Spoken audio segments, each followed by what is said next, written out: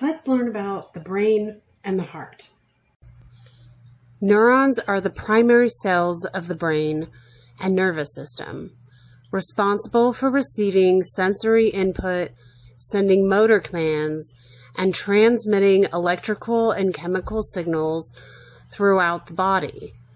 The human brain contains approximately 86 billion to 100 billion neurons, which form trillions of connections, known as synapses, to enable thinking, feeling, and movement. Each neuron consists of three main parts: the cell body, which contains the nucleus and genetic material; dendrites, which receive signals from other cells; and the axon, a long projection that sends electrical impulses called action potentials to other neurons or muscles. The cells communicate by releasing neurotransmitters across synapses, allowing information to flow between the brain, spinal cord, and peripheral nervous system. Neurons are generally classified into three functional types: sensory neurons, which transmit information from sensory organs like eyes and skin to the central nervous system; the motor neurons, which carry signals from the brain and spinal cord to muscles and glands to control movement and bodily functions;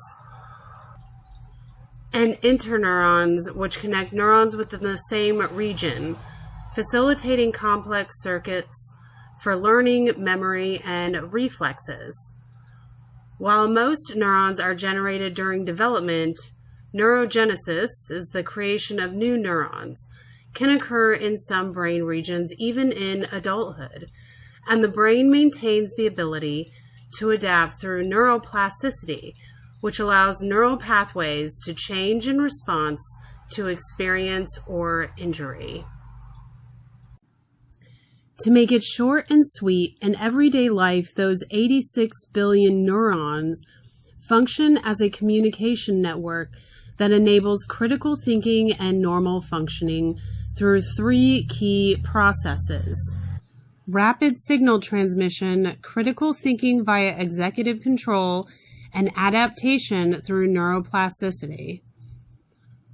All things that contribute to the ability to comprehend critically and function within daily life, allowing one to move forward with their personal development.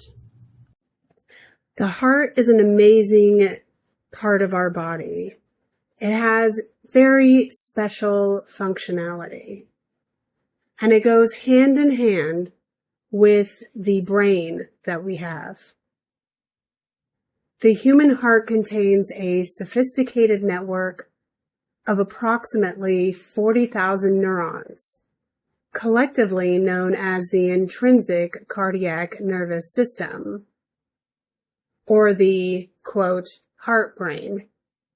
This system allows the heart to sense, process information, and make independent decisions without constant input from the central nervous system. The intrinsic cardiac nervous system is organized into clusters called ganglionic plexuses, primarily located on the surface of the arteria and near the major blood vessels. It functions as a local processing center that integrates signals from the body and the brain to regulate cardiac activity. The intrinsic cardiac nervous system can operate independently to control the heart rate, rhythm, contractility. It acts as a short-loop feedback system, making rapid adjustments to blood pressure and oxygenation levels before the brain is even aware of the change. The network includes sensory neurons, which detect mechanical and chemical changes, motor neurons, which control heart muscle, and local circuit neurons, which process information within the heart. While autonomous, it maintains a continuous, bidirectional dialogue with the brain via the vagus nerve and spinal cord, Notably, the heart sends more signals to the brain than the brain sends to the heart, influencing emotional, processing, and cognitive functioning. The common question is whether heart neurons store memory in the same way the brain does. The scientific consensus distinguishes between two types of memory. There is psychological memory, which has been confirmed officially. Heart neurons exhibit synaptic plasticity and can learn patterns to improve cardiac regulation. For example, they can adapt to chronic stress or remember past arrhythmias, which is a phenomenon known as cardiac memory and electrical condition. This is a form of impact functional memory use for homeostasis. The other type of memory is called autobiographical memory, which is not supported officially. There is no scientific evidence that the heart stores explicit memories like names, faces, or life events. Claims that heart transplant recipients inherit donors' memories are generally attributed to psychological factors or medication side effects rather than the cellular memory transfer. Though there has been many experiences of this actually happening to people, of course, the mainstream medical institutions are not going to really back this up. Understanding the intrinsic cardiac nervous system has revolutionized the field of neurocardiology. Dysfunction in this neural network is linked to arrhythmias, heart failure, and stress-induced heart conditions. New therapies such as vagus nerve stimulation and targeted ablation of cardiac ganglia are being developed to treat these conditions by modulating the, quote, heart brain directly. Ultimately, I think there is a lot that we should stay open to and keep in mind that medical science is not as foolproof as it wishes it were. There is always something new to discover, and with the brain and the heart and the neurons that interact with each other and communicate to each other like an intelligent system, we need to be able to explore possibilities that are outside of the realms of what is accepted science so that we can move forward and learn to understand what is really possible. Now that we've learned a little bit about the physical brain and the physical heart, let's discuss about how this functions with mind. One of my favorite authors and spiritual teachers is a man named Ernest Holmes, who published a book in 1926 called The Science of Mind.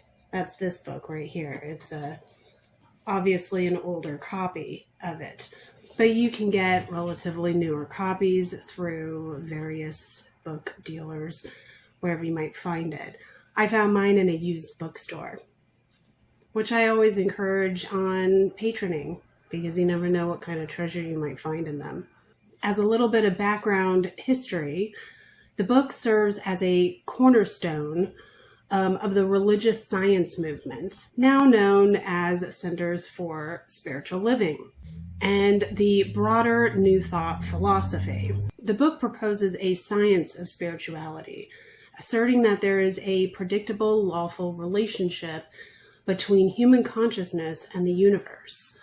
Holmes intended the work to be a comprehensive summary of the world's best spiritual beliefs, synthesizing insights from Christianity, Eastern philosophies, and the teachings of thinkers like Thomas Troward and Ralph Waldo Emerson.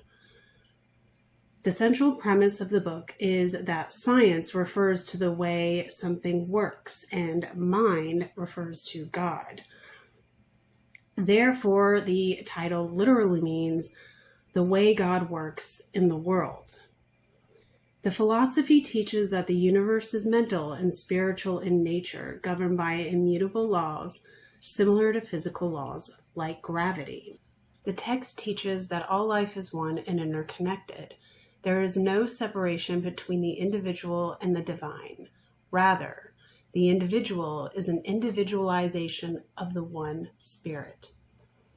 A key tenet is that human thoughts and beliefs directly shape reality.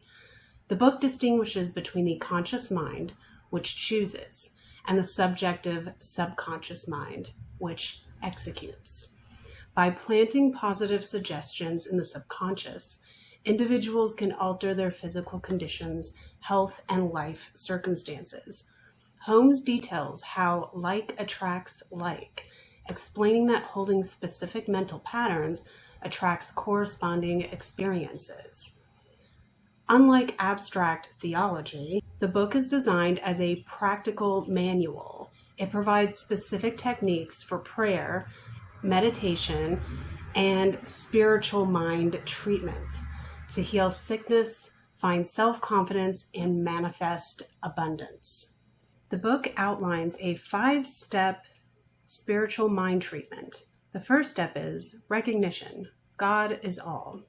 This entails the acknowledgement of the omnipresent, the infinite divine mind, or spirit, whatever terminology floats your boat. An example of this would be something like, God is all there is, the one presence and power in the universe. The second step is unification. I am one with God. This is about affirming your oneness with the divine mind, recognizing your own mind as an expression of the universal. An example of this would be, I am one with this divine mind. My thought is a spiritual action. The third step would be realization, or rather declaration. This is simply just affirming the desired outcome to be true. This involves stating your desired outcome as a present spiritual reality, focusing on the truth, not the appearance. An example of this would be, this project is successful and prosperous. Or, in regards to personal health, you might say something like, perfect health is my natural state. The fourth step is about Thanksgiving, not the holiday. This is about giving thanks for its manifestation. This entails expressing sincere gratitude for the answered prayer as if it has already happened. An example of this might be, and so it is. Or you could say something like, I release this into the law with perfect faith. This is expressing that you are in command, you are clear about the direction of what you want to create or manifest, rather, and that you have no doubt in the capability of this functioning as a scientific method to spiritual development. This process shifts the focus from physical, everyday problems to spiritual truths, so that you are able to function in our beautiful reality on this beautiful planet we all share together and call home, and create an environment that you can be happy living in. Some of the key concepts to take away with you in practicing this method is with, firstly, affirmative prayer. You can even write your own affirmative prayers and cater to your personal needs. Treating with a proactive affirmative prayer can change your current consciousness and create changes in your current physical condition. Holmes believed in universal laws, such as cause and effect and attraction, that respond directly to thought. Using meditation and visualization techniques can help the treatment to deepen connections and align subconscious with intentions. I'll leave you with these last words. Quoting Ernest Holmes from his book, The Science of Mind, he says, all men receive some light, and this light is always the same light. The scientist discovers the principles of his science, the artist embodies the spirit of his art, the saint draws Christ into being, all because they have courted the particular presence of some definite concept. Each state of consciousness taps into the same source, but has different receptivity. If somebody were to ask me, how would I define what diversity is? I would say that this is what real diversity really looks like. The ability to find and realize God, or or source or that which set all things in motion or whatever you want to call it, and be able to come to the same conclusions, to be able to spiritually develop on a personal level and move forward into this beautiful reality.